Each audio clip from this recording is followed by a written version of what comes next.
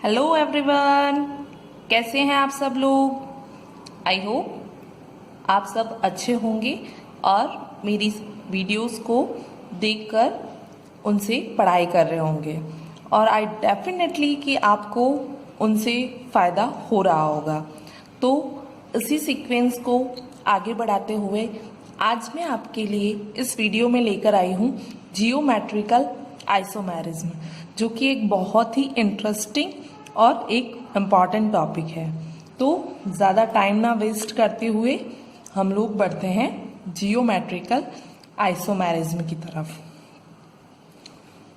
तो geometrical isomerism का नाम आते ही सबसे फर्स्ट जो हमारे दिमाग में क्वेश्चन आना चाहिए वो है कि जियोमेट्रिकल आइसोमेरिज्म अराइज कब होता है, मतलब कौन से कंपाउंड में जियोमेट्रिकल आइसोमेरिज्म है और कौन शो नहीं करेगा, इसका हमारे दिमाग में क्वेश्चन आना चाहिए। तो इसी का सबसे पहले हम आपको जवाब देते हैं। तो सबसे फर्स्ट हम डिस्कस करते हैं व्हेन अराइजेस जियोमेट्रिकल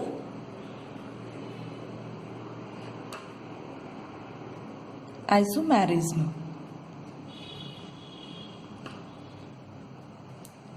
तो इसमें मैं आपको बताती हूँ कि कब जियोमेट्रिकल आइसोमेरिज्म आपका अराइज होगा।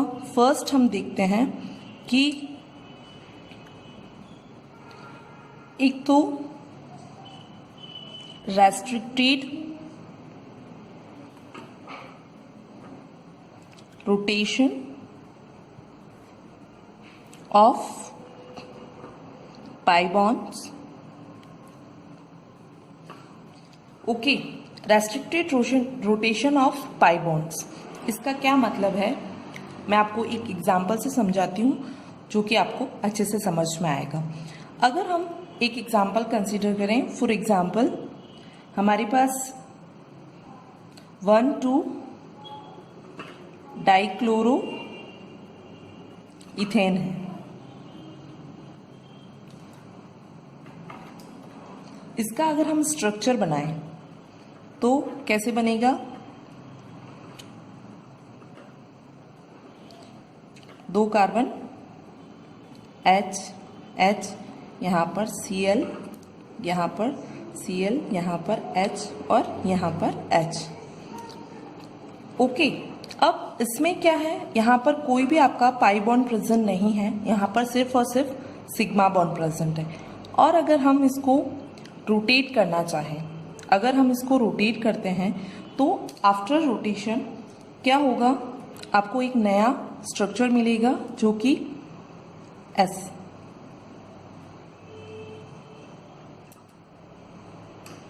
सॉरी, ये H यहीं पर है और इस वाले मॉलिक्यूल को हमने रोटेट किया है, इसको पकड़ा तब, और ये H। तो इसको यहाँ से पकड़कर अगर हम रोटेट करते हैं तो क्या हुआ, ये वाला Cl जो है वो ऊपर चला गया और आपको ये स्ट्रक्चर मिला। बट अगर हम इनको ध्यान से देखें तो ये दोनों जो है वो क्या है, सेम स्ट्रक्चर है, इनमें कोई भी डिफरेंस नहीं आया है, क्योंकि यहाँ पर सिंगल बॉन्ड था, उसको आपने क्या कर लिया, फ्रीली रोटेट कर दिया, उसके बाद भी क्या है, स्ट्रक्चर सेम ही रहा। बट अगर इसको हम दूसरा एग्जाम्पल लें, 1,2 डाइक्लोरो इथीन, इसका स्ट्रक्चर हम ड्रॉ करें तो क्या है, C double bond C, H, Cl, Cl और H।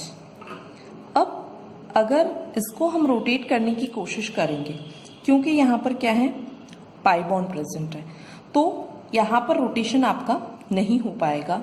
क्यों, क्योंकि इसको अगर आप रोटेट करने की कोशिश करेंगे तो ये पाई बॉन्ड्स जो है वो क्या होता है, p ऑर्बिटल के साइडवेज ओवरलैपिंग के बाद बनता है, जिस वजह से अगर आप इसको रोटेट करेंगे तो ये जो है वो आपका ब्रेक हो जाएगा पाई बॉन्ड, और उस वजह से ये मॉलिक्यूल जो है वो आपका डिस्टर्ब हो जाएगा, उसका स्ट्रक्चर जो है वो डिस्टर्ब हो जाएगा। तो इस वजह से इसमें क्या हो गया, पाई बॉन्ड का रोटेशन नहीं हो सकता। तो आपको जो नेक्स्ट जो इसका स्ट्रक्चर मिलेगा वो इस तरीके से होगा।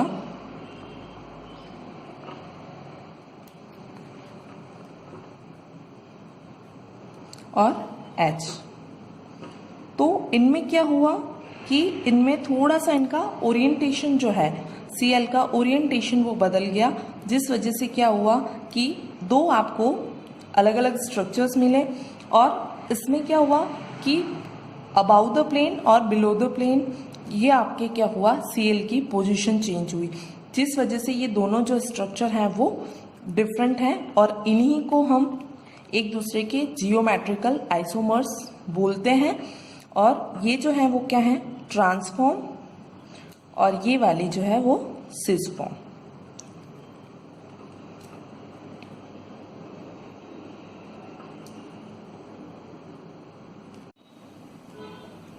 इसके साथ ही ट्रांसफॉर्म और सिस फॉर्म के साथ ही आपको पता चल गया कि जियोमेट्रिकल आइसोमेरिज्म को ही हम क्या बोलते हैं, जियोमेट्रिकल आइसोमेरिज्म कहें और सिस ट्रांस आइसोमेरिज्म कहें, both are same thing. Okay, तो ये क्या है, बिल्कुल दोनों जो है वो सेम है। अब हम देखते हैं कि ये तो हो गया डबल बॉन्ड अगर प्रेजेंट है तो जियोमेट्रिकल आइसोमेरिज्म किस तरीके से शो हो सकती है। तो इसके कुछ एग्जांपल्स हैं, जैसे आपका एल्कीन्स हो गया, दूसरे आपके NOH, ऑक्सिन्स हो गए, एजो कंपाउंड्स हो गए एंड डबल बॉन्ड एंड, ये सब क्या करेंगे, जियोमेट्रिकल आइसोमेरिज्म को शो करेंगे because of restricted rotation of pi bonds. अब हम देखते हैं कि साइक्लिक कंपाउंड भी जियोमेट्रिकल आइसोमेरिज्म शो कर सकते हैं। तो हम देखते हैं geometrical isomerism in cyclic compound. तो इसका सबसे अच्छा एग्जाम्पल है आपका साइक्लो एल्केन, उसमें है साइक्लोहेक्सेन। अगर हम कंसिडर करें तो साइक्लोहेक्सेन का स्ट्रक्चर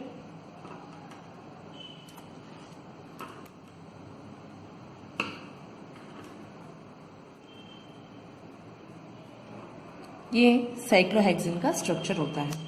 अब इसमें भी आपका कोई भी कार्बन कार्बन बॉन्ड रोटेशन की पॉसिबिलिटीज नहीं होती है, बट इसीलिए इसमें भी क्या होता है कि अगर कोई भी दो हाइड्रोजन जो है, अगर दो हाइड्रोजन हम Br से रिप्लेस कर दें तो क्या होगा,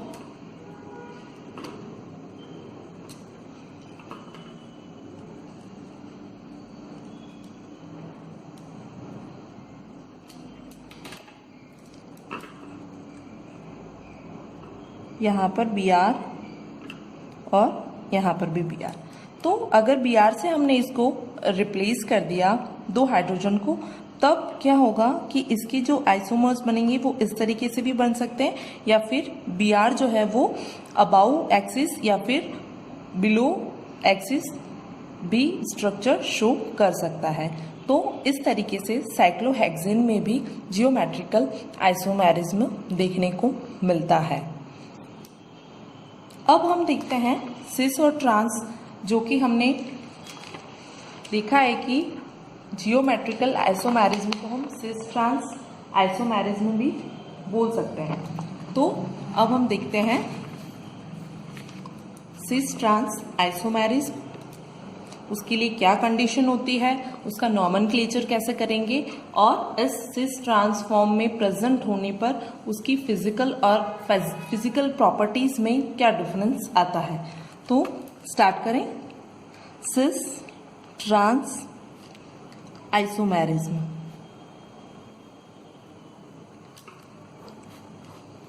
सिस ट्रांस आइसोमेरिज्म, सबसे फर्स्ट तो कंडीशन क्या हो जाएगी, फर्स्टली तो sp2 हाइब्रिडाइज्ड कार्बन प्रेजेंट होना चाहिए। दूसरी कंडीशन, फर्स्ट कंडीशन क्या हुई, sp2 हाइब्रिडाइज्ड कार्बन प्रेजेंट होना चाहिए सिस और ट्रांस आइसोमेरिज्म शो करने के लिए। सेकेंड, जो sp2 हाइब्रिडाइज्ड कार्बन है उस पर जो प्रेजेंट ग्रुप्स हैं वो डिफरेंट होने चाहिए। sp2 hybridized carbon have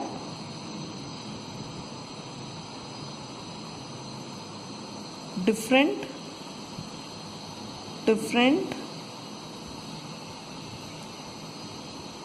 groups present on it।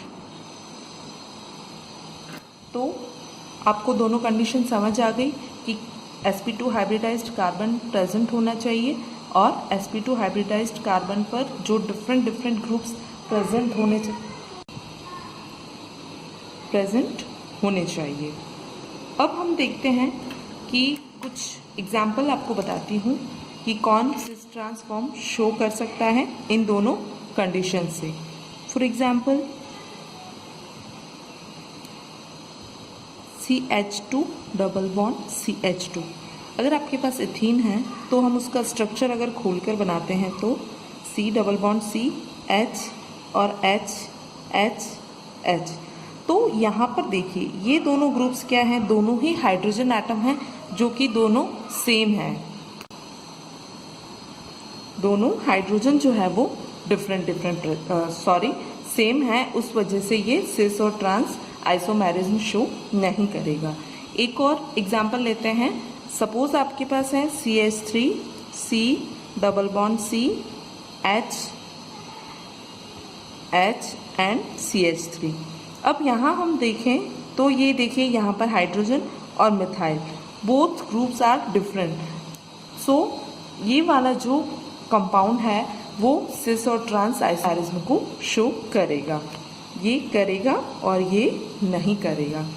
और एक एग्जांपल लेते हैं कि CH3 C H double bond C H and यहाँ पर अगर सपोज इथाइल ग्रुप है तो भी ये दोनों ग्रुप्स क्या हैं, डिफरेंट है, उस वजह से क्या कर रहे हैं कि ये भी आपका शो करेगा। ये जो है वो कंपाउंड आइसोमेरिज्म को शो करेगा। तो ये तो हो गया कौन कंपाउंड शो करेगा कौन सा नहीं करेगा। आई होप आप क्लियर हो गए होंगे। अब हम इससे आगे बढ़ते हैं कि नोमेनक्लेचर कैसे करेंगे, मतलब कौन सा फॉर्म आपका सिस है कौन सा ट्रांस है उसको आप कैसे बताएंगे। तो हम देख लेते हैं second, nomenclature of cis and trans form. बहुत सिंपल है, इसमें आपको कुछ भी ध्यान नहीं रखना है, आपको सिर्फ इतना सा ध्यान रखना है कि अगर कोई भी कंपाउंड है, सपोज आप ये देखिए एक एग्जांपल लेते हैं हम CH3 C double bond C CH3 and H H, ये 2 ब्यूटेन आपको बहुत अच्छे से इससे फेमिलियर हैं। सेकेंड, इसी का हम अगर बनाएं दूसरा फॉर्म तो क्या बनेगा CH3 C H double bond C H and CH3। अब ये दोनों अगर हम इनको देखें तो अगर नॉमेनक्लेचर करना है कि कौन सी सिस फॉर्म है और कौन सी trans form, it's very easy. आप देख लीजिए दोनों ग्रुप, अगर दोनों ग्रुप जो है वो आपके क्या हैं सेम साइड है, यहाँ पर ये CH3 एंड ये CH3, इसको हमने देखा ये क्या है दोनों सेम साइड मतलब एक ही तरफ है, तो आपका क्या है ये सिस फॉर्म। एंड अगर इसी CH3 को हम लें, ये CH3 यहाँ पर है और यहाँ पर मतलब दोनों अपोजिट साइड हैं, तो ये क्या है ट्रांस फॉर्म। तो इसका नाम हम कैसे इसको लिख सकते हैं, ट्रांस 2 ब्यूटीन और इसको क्या लिख लेंगे, सिस 2 ब्यूटीन। ओके, तो इस तरीके से आप क्या कर सकते हैं, सिस और ट्रांस का नॉमेनक्लेचर हम कर सकते हैं। अगर एक और एग्जाम्पल लें तो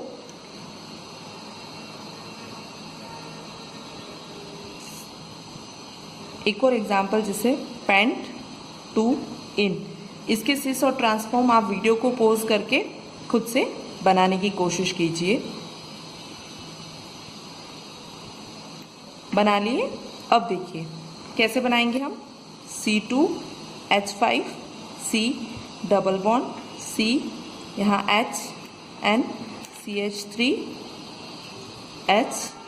तो यहाँ पर C2H5 और CH3 दोनों डिफरेंट ग्रुप है। हम H को देख सकते हैं कि ये H और ये H जो है वो क्या है, अलग अलग साइड पर प्रेजेंट है। और इसका अगर सेम बनाए हम तो C2H5 C H double bond C CH3 H। अगर इसको देखें तो ये दोनों हाइड्रोजन जो है वो क्या है, दोनों सेम साइड है। तो ये वाला क्या हो गया, सिस फॉर्म, और this one is transform.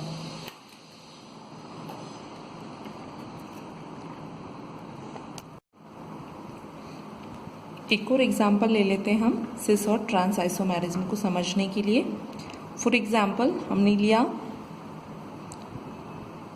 1,2 dichloro ethene. तो इसका स्ट्रक्चर कैसे बनाएंगे हम, C double bond C H Cl Cl and H। इसका दूसरा आइसोमर कैसे बनेगा, C double bond C Cl H H and Cl। अब इसमें देखें तो Cl जो है, अगर हम इसको कंसीडर करें तो Cl, दोनों Cl जो है वो सेम साइड पर हैं। ये क्या हो गई, सिस फॉर्म, एंड यहाँ पर Cl दोनों जो है वो क्या है, एक दूसरे की अपोजिट साइड पर प्रेजेंट है। उस वजह से ये हो गई ट्रांसफॉर्म। मैंने आपको इतने एग्जाम्पल से समझा दिया। आई होप आपको ये सिस और ट्रांसफॉर्म का नॉमेनक्लेचर जो है वो क्लियर हो गया होगा। अब हम देखते हैं कि जो सिस और ट्रांसफॉर्म शो करते हैं उन कंपाउंड्स की फिजिकल प्रॉपर्टीज़ पर इस जियोमेट्रिकल आइसोमेरिज्म का क्या इफेक्ट पड़ता है। देन नेक्स्ट हमारा टॉपिक है effects of geometrical isomerism on physical properties. सबसे फर्स्ट हम देखते हैं स्टेबिलिटी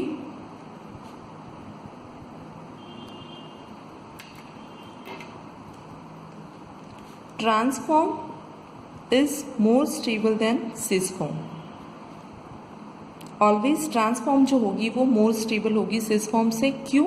क्योंकि आपका जो सिस फॉर्म अगर हम देखें और ट्रांसफॉर्म दोनों को देखें, यहीं पर इस एग्जाम्पल में आपको समझाऊं तो ये Cl जो है वो सेम साइड प्रेजेंट होने की वजह से यहाँ पर क्या हो रही है, क्राउडिंग ऑफ फंक्शनल ग्रुप। मतलब इस Cl और Cl की वजह से क्या हो रहा है, स्टेरिक हिंड्रेंस आपका अराइज हो रहा है, जिस वजह से क्या हो रहा है कि सिस फॉर्म जो है वो उसका स्ट्रक्चर्स बहुत जल्दी ही डिस्टर्ब हो जाता है और उसकी स्टेबिलिटी जो है वो कम हो जाती है। जबकि अगर हम यहाँ पर देखें ट्रांसफॉर्म में देखें तो Cl दोनों क्या हैं, अपोजिट साइड में प्रेजेंट होने की वजह से इनके बीच में क्या है, स्टेरिक हिंड्रेंस जो है वो कम होने की वजह से ये जो है फॉर्म ज़्यादा स्टेबल रह पा रही है। तो स्टेबिलिटी किसकी ज़्यादा होगी, ट्रांसफॉर्म की सिस फॉर्म से। सेकेंड हम देखें डाइपोल मोमेंट। तो डाइपोल मोमेंट हमेशा आपका mu cis is greater than mu trans. हमेशा सिस फॉर्म का डाइपोल मोमेंट ज़्यादा होता है ट्रांसफॉर्म से। क्यों? क्योंकि सेम हम यहाँ पर आते हैं, यहाँ अगर हम देखें तो ये Cl जो है वो इस पर C और Cl कार्बन जो बीच में बॉन्ड प्रेजेंट है उस वजह से क्या हो रहा है, इस पर आपका कोई ना कोई जो है वो डायपोल मोमेंट वो क्रिएट कर रहा है, जिस वजह से क्या हो रहा है, ये पूरा जो ग्रुप है वो क्या हो रहा है, पोलर हो रहा है। जबकि यहाँ पर देखें तो यहाँ पर इन दोनों बॉन्ड की वजह से इस पर कोई भी आपका इक्वल डिस्टेंस पर प्रेजेंट होने की वजह से कोई भी डायपोल मोमेंट क्रिएट नहीं होने की वजह से म्यू ट्रांस जो है वो कम है, जबकि म्यू सिस जो है वो ज़्यादा है। थर्ड हम देखें तो बॉइलिंग पॉइंट जो होगा वो सिस फॉर्म का mu boiling point of cis form is greater than boiling point of trans form. ये इसलिए हो रहा है क्योंकि boiling point always is directly proportional to mu, तो म्यू के डायपोल मोमेंट के डायरेक्टली प्रोपोर्शनल होता है। सो क्लियर हो गया आपको, boiling point directly proportional to mu, तो mu cis is greater than mu trans, so boiling point of cis is greater than boiling point of trans form. अब last हम देखें melting point of trans form is greater than melting point of cis, because melting point जो होता है वो directly proportional होता है, melting point is directly proportional to packing efficiency.